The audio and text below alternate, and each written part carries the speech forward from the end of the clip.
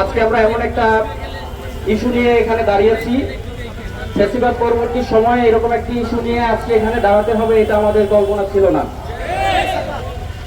আজকে এমন একটা ইস্যু নিয়ে দাঁড়িয়েছি, যারা ইস্যু ক্যাম্পাসগুলোতে তৈরি করছে তারাই অন্য একটা গ্রুপের উপর আবার এর দায় চাপাচ্ছে।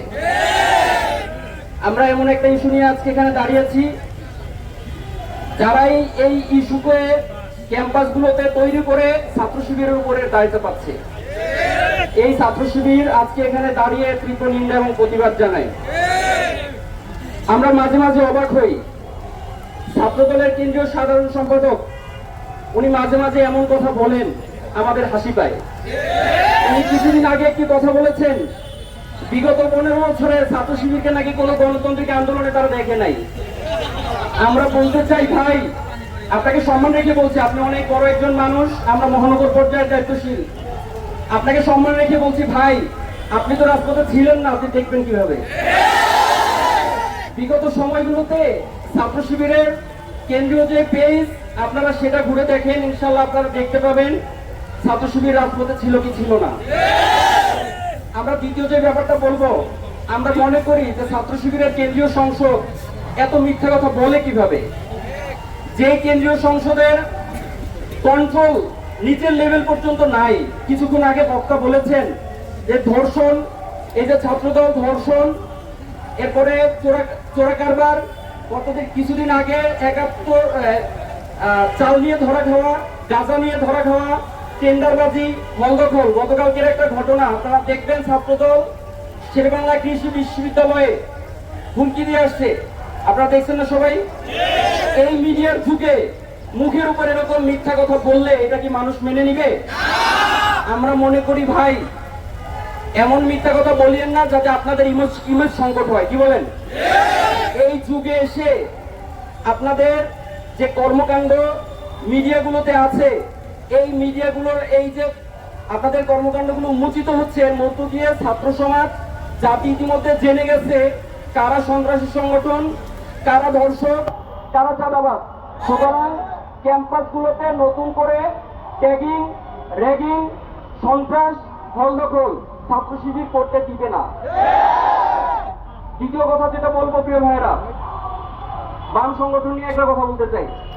বাম সংগঠন আমি কনফিউজ পার্সোনালি। বক্তা কিছুদিন আগে বলে গেলেন দুইটা সংগঠন তারা এখানে মানববন্ধন করেছে 7 জন নিয়ে। আমি স্পষ্টভাবে তাদেরকে চ্যালেঞ্জ দিতে চাই, আপনাদের পুরো কেন্দ্রীয় সংসদ মিলে সারা দেশে কি 7 জনই লোক? যদি 7 জন না হয় তাহলে আপনারা কেন 7 জন দাঁড়িয়েছেন? আবার দ্বিতীয় কথা হলো, যদি 7 জনই আপনাদের লোক হয় তাহলে বুঝে নেন ছাত্র সমাজ, এই দেশবাসী বাম ছাত্র সংগঠনগুলোকে প্রত্যাখ্যান করেছে।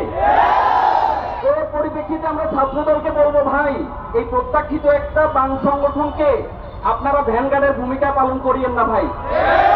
আপনারা যদি ভ্যানগার্ডের ভূমিকা পালন করেন, ছাত্রলীগের যে দশা হয়েছে আপনাদেরও সে দশা হবে। দ্বিতীয় কথা, আমাদের এই বাম সংগঠনগুলো নিয়ে যদি আপনাদের এর থেকে বেশি জনবল হয়, তাদেরকে কেন আপনারা প্রকাশ্যে আনেন না? তাইলে কি আপনারা গুপ্ত সংগঠন? যদি আপনারা গুপ্ত সংগঠন হন, তাইলে এই বাংলাদেশে কোন গুপ্ত রাজনীতি বাম সংগঠনকে করতে দেওয়া হবে না। কি বলেন আপনারা? তো সর্বোপরি আজকে আপনারা দেখেছেন আজকের ঘটনা, রংপুর কলেজে এবং চট্টগ্রাম কমার্স কলেজের ঘটনা।